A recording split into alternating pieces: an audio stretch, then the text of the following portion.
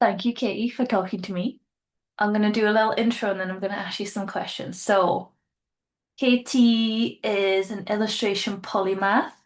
She runs her own business called Illustrated Live, where she turns complex information into understandable and memorable illustrations live at global conferences and summits, winning clients like Google, Adobe, Apple, United Nations. She's also one third of the Good Ship Illustration, an educational platform helping illustrators navigate their creative careers. And she also has her first children's book coming out in May, which I've already pre-ordered. Hey. And is an all-round lovely human being. So I'm very excited to talk with you today about the intersection of art, design, and AI. Hi, Katie. Oh, what a lovely introduction. Thank you. I think it's always funny to hear somebody Hi. else introduce you, but Yeah, yeah, it's no. all accurate, so good. Thank you. Great. The first question, maybe in your own words, is just could you tell me, very high level, your sort of path to where you are today, and maybe what day in the life looks like for you? What does a normal working day look like for you? Ooh, cool. Okay, I'll go as high level as I can. Otherwise, I'll be here for days, and you'll be like, "Please stop talking." But yeah, I did school and everything. I originally studied popular music performance and then realized I was too shy to do that. So I did like Ah, 3 months and dropped out. And then I did animation. And while I was studying animation, I realized that I was too lazy to do lots of the same drawing over and over again. So I switched to illustration. And then finally topped it off with a proper degree in illustration and graphic design. And straight out of uni, I got a job as an in-house graphic designer for a marketing agency and realized in that job that I hated working in an office and I hated working for other people. Like even like just like the open plan and the fluorescent lighting, I was like, I cannot cope. yeah, But luckily I was fired after 3 months of that. So I went back to my retail job luckily. and I did kind of freelancing on the side, did a little bit of illustration, but it kind of put me off, to be honest. That first experience, I was like, you know what, maybe it's just not for me. And like retail and babysitting is much easier. So that's exactly what I did. I looked after other people's children. I was a nanny. And I worked in Italy and Germany, and I had a really nice time actually being a nanny in Berlin. And I cleaned a yoga studio, and I just cycled around, but slowly Enjoy. it kind of came back to illustration because it's one of those things like I'm obsessed with it, and I can't help but draw anyway. Mm, And while living in Berlin, like got my sketchbooks out again, and I carried on drawing and started doing like 100-day projects. That was such a good way of like keeping my skills up, I yeah. suppose. Because then when I finally, after faffing about and traveling, came home, I was like, okay, you know what? I'm going to do a master's in illustration and just see, like, if I actually apply myself this time, maybe I can make it work. Because I don't know, like 5 years had elapsed, and I feel like in that 5 years I'd grown up a bit. And I was like, actually, if you want to do something, you've got to put a bit of effort in, Katie. You can't just not like things and quit immediately. So I did my master's, and while I was studying that, I discovered this thing called graphic recording, live illustration via reportage illustration. Because I was reading about all these artists doing like war, they were like on the front lines in war zones and in like refugee camps. And I was Yeah. like, that's incredible. Like, imagine just drawing on the spot, like, so amazing. But then I didn't really want to go to war zones. And Yeah. the Fair. and like nearby in the library was books about graphic recording, and I was like, that's kind of like being a war artist in a conference. Like maybe that's a good thing to try. And it just so happened. I don't know, have you heard about like reticular activation systems? No. Like it's so like basically when you think about something, you start seeing it everywhere. So like if you think of Oh, a car hmm. that you want, it's I've basically a definitely fancy had word that for something. happen. Yeah. Yeah. Yeah, so like it's pretty much a couple of months after reading about this graphic recording visual minutes thing, an opportunity at the uni came into my inbox and was like, "We're looking for somebody to make visual notes." And it was sent to everybody, but I think if I hadn't had my like antennae sticking out, I wouldn't have gone Yeah. for it.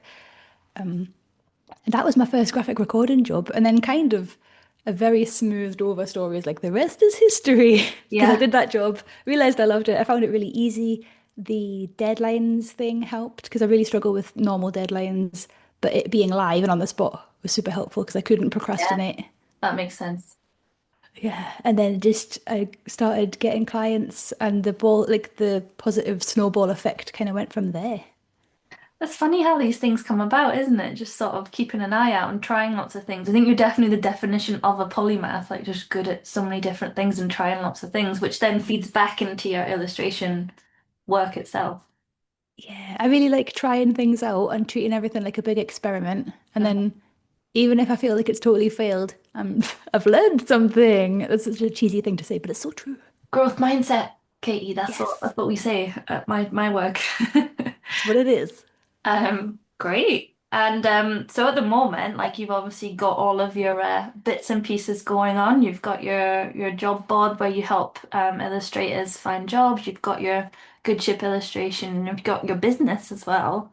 So what does a kind of normal day look like for you? Is there Yeah, a normal so day?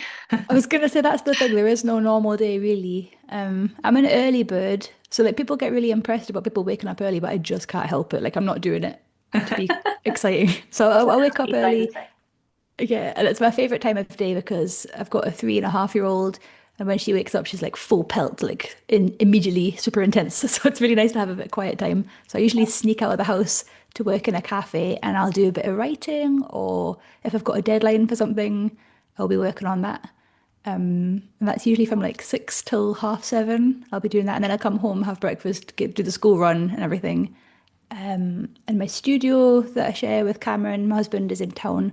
So I'll just come down here. I've usually got, actually, there is usually like at least one client call or meeting or podcasty thing per day. And I'll usually be working on either good ship marketing stuff because we've got a lot of, we're like planning when launches are, or we're like scheduling podcasts, or, there'll be something like that coming up. Yeah. And the rest of the time, I feel like I'm avoiding my emails. There's always so many emails, and I'm like, Uh, oh, trying to figure out a relatable. way. Yeah, I'm always trying to figure out a way, like, how can I avoid answering these, but also I need to answer them. Yeah, so that's my usual day. And I finish. So the annoying thing is, I feel like I get about 3 hours of good work in me. I've got 3 hours of energy, and then I Yeah. just start pootling around and doing Yeah. stupid stuff, and I can't be bothered. But the good thing is, school finishes at 3:15. So, by the time you do a bit of work, have lunch, do a little bit of work, Yeah.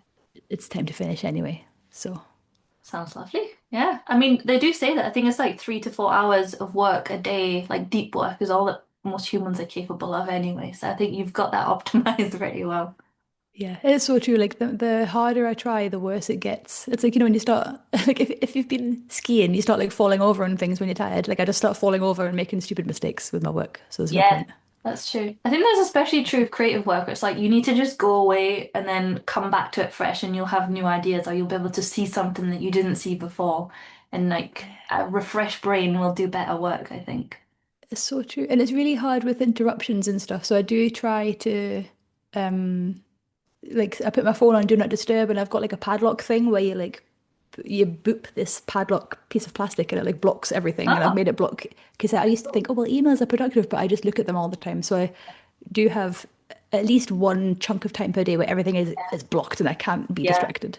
Compartmentalizing is a great idea. Yeah, I need to maybe ask you what that is afterwards. That sounds good. It's Um, good.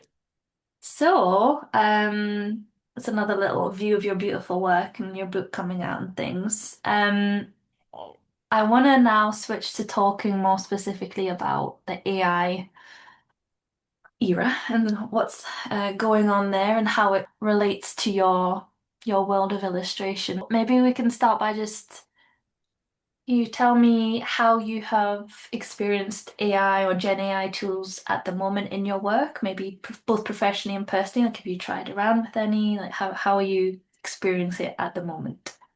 Yeah, I mean, I do love experimenting with new things. So I've definitely, played around with anything I can get my hands on just to see what it does and see how it works. Mhm. But it's been interesting to see in my illustration practice, like what clients are doing with it. And I've definitely noticed clients submitting briefs that have been obviously written by AI. And usually it's fine, but then sometimes there'll be things where like part of it just doesn't make sense, and I'll have to go back and be like, what do you mean? Like this does not, have you read this?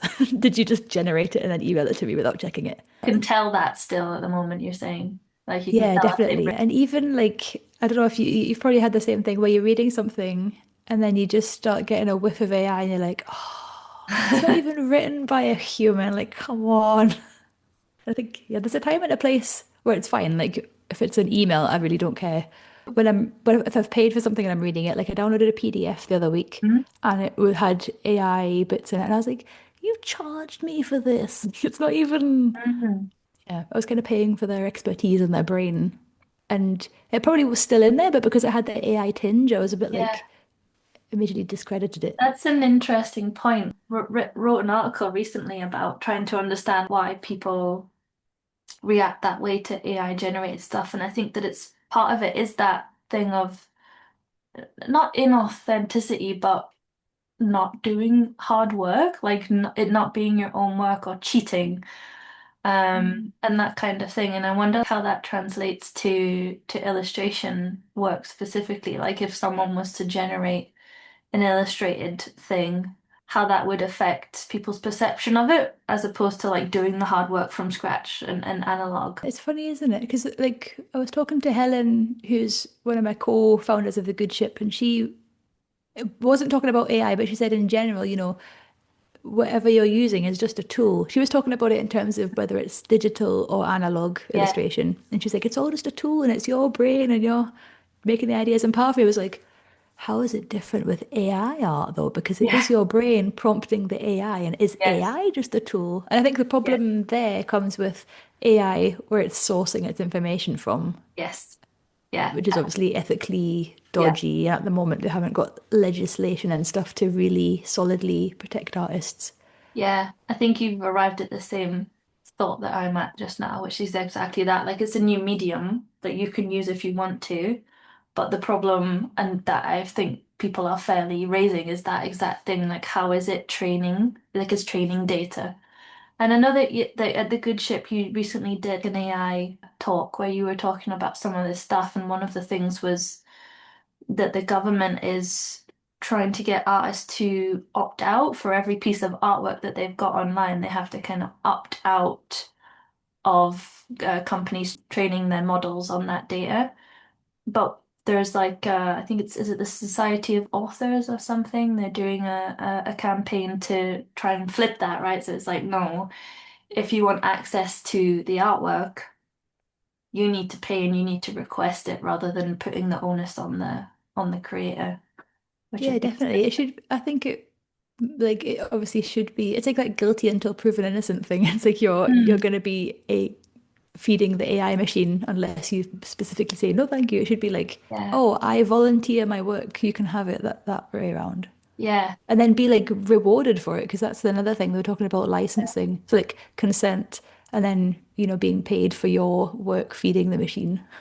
yeah. And maybe correct me if I'm wrong, but like my understanding as well is that for creatives, that's the issue. It's like the AI they feel is going to take that living away from them, take the money and the income away from them. So if they were remunerated in another way, maybe that would make up for that. Like they're still being able to survive on the income that they can make from their creative jobs.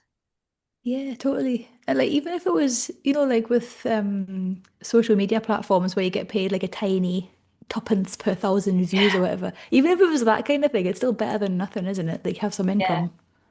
It's interesting when you start thinking about it philosophically, because if you see AI is like if you anthropomorphizes it, and I did not pronounce that right, by the way. If you make it more human and you say, okay, the AI is like anybody else online, they're looking at inspiration, but they're just much faster internalizing it and then turning it into thing that they output. Um, I think the issue there is that it's like the really clever kid in class who's making everyone else look a bit stupid because they're doing it so fast and so much better than anyone that it's like then unfair.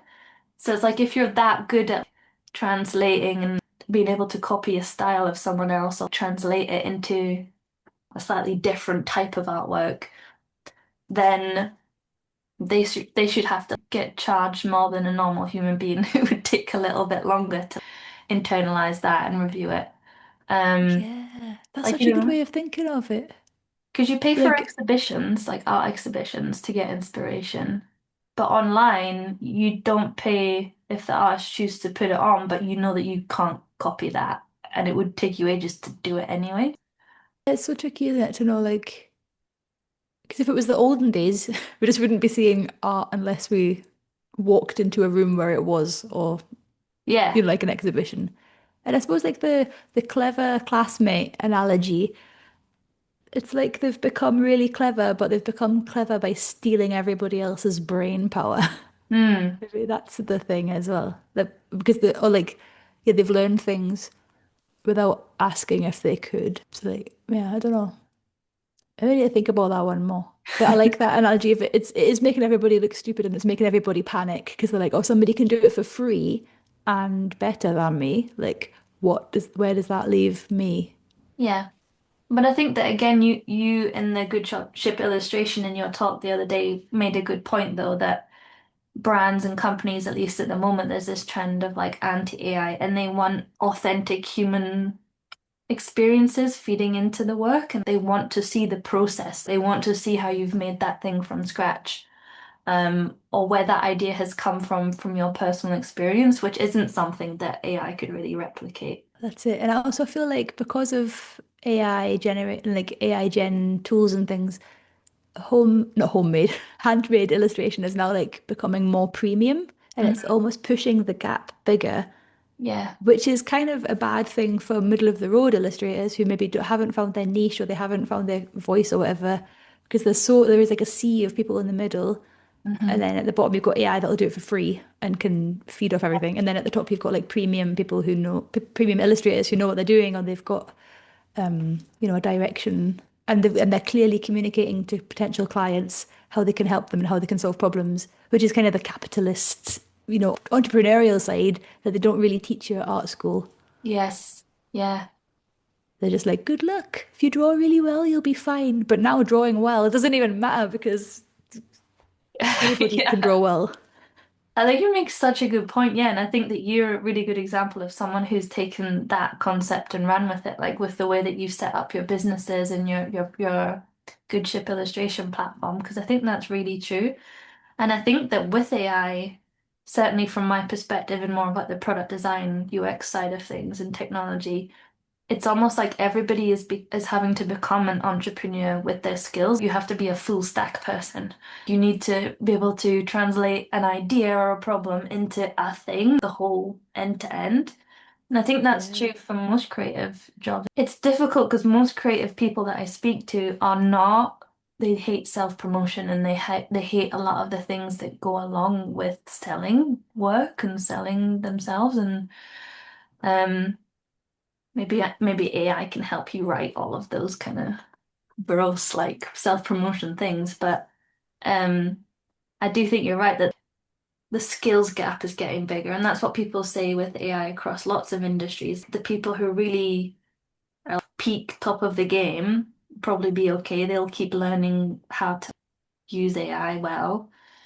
But it is a bit of a worry for the people who are entry level, who are still learning, or um and we want those people to keep going and we want those voices and their work to like still happen and to still push forward because otherwise eventually you could imagine a place where everything just looks the same because there's no sort of original thought, which I don't think anybody really wants.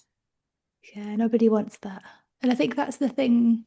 That was the big message from the AI workshop we did earlier this week was like the world does still want your Yeah. wonky, weird work and it's still worth doing it. I think the bit maybe we didn't talk about was the good thing, good, like I'm using air quotes, but like the good thing about AI is that it's gonna force people to either get better or do something else.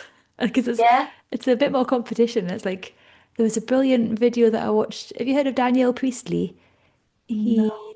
He wrote oversubscribed. He's like an entrepreneurial Australian dude, but he was talking about AI in terms of like imagine it as a sea, like a population of people who will work for free and can do a really good job. Yeah. What are you going to do? Yeah. And it's like, that really was such a thought-provoking thing. I was like, wow, it's kind of true. Like, Yeah. they can make passable work and they'll do it for nothing. These imaginary Atlassian, I can't remember what word he used, but like this population of people that will just do it for free. Yeah, how are you going to change how you work? Because every single business, every single, self-employed artist has to think a bit differently. Hmm. Yeah, that's so true. I mean, I don't know how much you've seen of like this whole agent orchestration thing that's going on where people are building exactly what you're saying, their own little armies of Oh yeah. agents to do work for them, and they're buying little Mac mini computers to like run them on, Whoa. like with Claude code and stuff like that. And I think that is again like a good example of hopefully automating work that's toilsome and takes a long time and like you don't want to do. But I'm not sure yet how applicable that is to creative work. I like to think back to whether I would pay for a certain service and then see whether AI could replace that thing. So, for example, if I'm writing, I don't know, an email, like you're saying, I don't mind if AI reviews the email because it wasn't like I was going to pay someone to do that anyway. Or if I'm creating a funny picture to send to my sister about something, I don't really mind if AI does that because, again, I'm not going to pay an illustrator or an artist to do that. That's not taking away from anyone. It's just sort of using that to communicate something in some way. Yeah, What? that's the thing. Like, that's the stuff we enjoy is making the art. So I'm totally okay with AI taking away the boring stuff. Like, Yeah, if it means I don't have to exactly. answer emails, amazing. And things like Yeah, transcripts, we used to spend, it was still automated, but it wasn't like it must have been some AI, but it wasn't as good as it is now. Like early good ship days, the transcripts would take us hours, hours, hours. We'd have to go through and yeah. like correct all the spelling mistakes because the voice recognition wasn't amazing on our weird accents. But Mm. now it's we can just do it and we're like, we don't have to check it. It's probably got some mistakes, but it's not going to be like it used to be. I remember there was one episode, one of our first ever things described Helen as a picture book whore. That's what it was in the transcript and it was in the like PDF and everything. And we had like 5 people message us being like, you need to know there is an error here. Yeah, I've tried a few of those transcription things, and they always do go a bit like dramatic with the transcription. They always pick like the most inappropriate way. Like, yeah, It's so bad. But that's even true. They like all have editing now. tools like Descript, that's a really good one because it turns your video into a Word document basically, and you just delete the words you don't want, and then it makes the video match. Yeah, Really blew my yeah. mind. I think It that's saves the so much. thing. It's figuring out to use it and what the right applications are for. I know there's quite a few Yeah, people have like made matrices and stuff to help you decide like, does it save you time? Do you enjoy doing the thing? If you enjoy doing the thing, don't use the AI for it. But if it saves you time so you can do this other thing, then maybe that's a good application of it. And I think that's maybe the right model to think through when you're trying to use stuff. yeah. So good for accessibility as well. I was speaking to a lady who works with people who are like partially sighted or visually impaired, and she said for like screen readers and things, Yeah. so many more websites have descriptions and things now because it's just like you just go click and it's done. Yes, that's a Brilliant. good point actually. That's a really good application of it. Um, on your live illustration work, I know a few weeks ago we were talking about that some companies are using AI or building AI tools to do some of that. How are you experiencing that just now? And what's your thoughts on Yeah. using AI for this? That totally freaked me out when I first saw it. I was like, especially because it was a graphic recording company, like a live illustration, a fellow person in the Yeah. industry making this AI, like developing the tool. I was like, what are you doing? What's wrong with you? Like developing your own execution tool or something. Um, but yeah, it's interesting. When I really looked into it, it was like live portraits at events, and it wasn't that dissimilar to, when you get like a filter and it makes you look like a drawing. It was Yeah, that sort of vibe, and I was like, oh, that's not even really anything to worry about because it looks like it was made by a machine, yeah, yeah, and might be like a cool gimmick at an event, but I can't see it. Like if an event values a live illustrator so little that they just get a machine to do it, that's probably not your dream client anyway. So I think that's been a big yeah. takeaway. Like if a client is happy to use AI and isn't worried about their reputation to Hmm. be seen to be using AI, Hmm. then I don't think they would ever have been hiring a real illustrator. again, it's like that matrix you said, like would they have hired an artist anyway? Probably not. Yeah, that totally agree with that. That makes sense to me. I think that it's going to be interesting to see which brands stay with that. If it becomes less obvious when AI is used in generating a thing, how many might just silently use it behind the Yeah. scenes? That would be really interesting because I think a lot of people, when you can disguise it or it looks like it's not AI, they'll be like, just use it, like Yeah. it's fine. But you're right, I do think that companies can also use, I'm calling it analog, but digital art is also part of that, if you're using Procreate or something like that to draw stuff. But uh, showing the process of making the thing is becoming another way to sell their brand or sell their work. So, for example, I don't know if you've seen, I think it was Apple did, it was like a, I don't know, 20-second stop animation type thing of their logo, like a little animation that changed color. And then they recorded in a very professional, nice, beautiful way, all the people setting up all the little things that went together with it. And then it was like Wow. that was the advert. The making of that 20-second animation was the advert. They're showing human skill as the advert, which I think is interesting. Yes. That is such a good example of exactly what is happening right now. I think people being like, we promise a human made it, we're very Mhm. premium and quality and we value humans. Yeah. And I'm seeing that more and more. Like one of my friends posted yesterday or the day before that he had been hired to illustrate at an event. And at the event, they were like, it's not AI. We've got Javier Yeah, here. He's doing the exactly. thing. And he's like, nobody's ever said it out loud that like I'm not a robot. But it was a selling point that he was a Yeah. human. Like that's crazy, but that's where it is right now. Yeah, exactly. Like if you can show that you can draw in real life while someone's watching it, it's the only way to prove that you definitely did it yourself. So if Yeah, anything, the graphic recording like this, you would imagine would fit nicely in that bucket of things that people will value because it's real. definitely. And I'm seeing more and more inquiries from AI companies because they want to bring like a human feel to it and they want it to be like non-threatening and Yeah. approachable and friendly. Yeah, I was at an Adobe networking event and somebody was saying, because I was saying I'd been working for a big pharma company and they were like, oh yeah, well that makes sense because big pharma, they want to look friendly and kind. And I was like, it Yeah. was just a hand cream, I promise. But it is that like, you know, they're kind of borrowing the friendly handmadeness of illustration and put it on something that, maybe their reputation Yeah. hasn't been amazing. Or like AI, they're trying to, it's a PR thing as well, isn't it? Yeah, which is an interesting thing as well, because will all illustrators want to promote that stuff if they feel like they've been treated badly by the companies at the bottom end on this training data for AI models, they might not then be willing to do that type of work. But and then I suppose in that case you become a little bit stuck between a rock and a hard place because it's like you want to be true to your morals and things like that, but you also need to make a living as a creative person from your work. So it's quite a weird situation to be in as well, I think. It is. But like even that, like having a stance and having ethics of like what you will and won't say yes to, that can be a selling point as an illustrator. Yeah, that's Because true. so like I don't really care that much about like big pharma or finance things. I don't even really mind working for AI companies because I kind of find it fascinating. Hmm. But I've turned down like oil companies and big fuel companies because I've been like, I don't want to. It's just, I won't Yeah. be able to talk to my friends afterwards. They'll be like, how could you? Yeah. And like when I was starting out, I was very much like, I just want to do things about sustainability and environment. Yeah.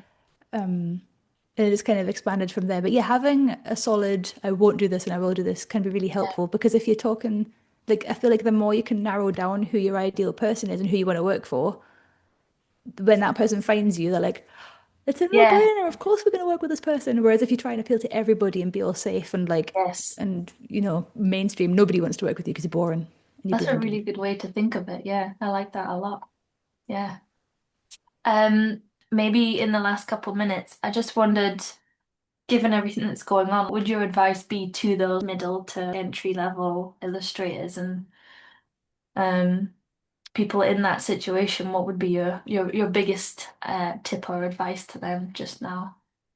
Yeah, I mean, like mastery and really focusing on your illustration practice and getting as good as you can in your own way, like not copying somebody else, like finding your own Hmm. voice and your own way through it is so valuable, especially because it takes time and people don't have time and everybody wants shortcuts. Yeah. Uh, and it's such a boring, unsexy answer, but just like draw, draw, draw, draw even more. Everyone's gonna be like, what's the secret thing? And maybe the other thing is like, if it's not for you, it's not for you. Like it's really not for everybody. And the depressing thing is knowing how to use AI tools is going to be essential. It's already essential pretty Yeah. much. So don't, I think we had this chat in WhatsApp, didn't we? Like when ebooks came out, like Kindles, people didn't just stop reading books Yeah. because of that. Yeah. Like, I think it's a little bit, don't throw the baby out with the bathwater. AI isn't great and it's Yeah. problematic and environmental and ethical and stuff, but don't be completely closed off to it. Yeah, totally agree. I think that's a very balanced argument, and that's kind of the angle that I'm trying to take with all of this stuff is trying to just learn and understand the situation, and then you can maybe help shape it. You And do you need could to, campaign as well, like that thing you yeah, mentioned with the Association of Authors. They're doing brilliant work for campaigning to government, and they've got like templates you can write to your MP about it and everything. yeah, yeah, totally.